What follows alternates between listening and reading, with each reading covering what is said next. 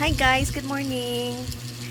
Nakasimba na ba ang tanan sa mesa de Gallo karong adlaw?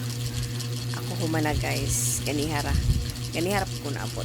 Pero actually wag ko lingaw kay akong usa ka anak na may duwa ros basket. Nya puyugan si iyang father. Sawa ko lingaw guys, sawa ko lingaw. Akong gibuhat karon is kailan mo ani?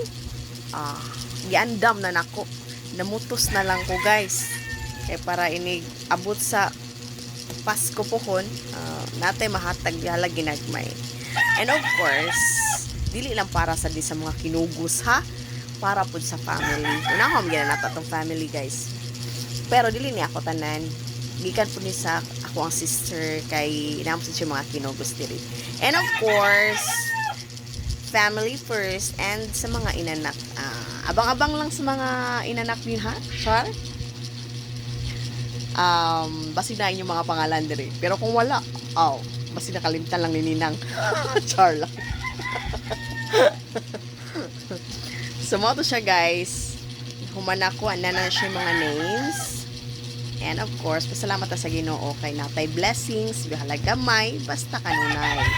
And ma-share po nato atong ginagmay nga blessings. And of course, pasalamat po ta nga may tang lawas always, no? Di ba kung sama ng daghang tagkwarta niya masakit ta. So, pag-ampo lang yun sa Ginoo nga healthy kanunay. Bye!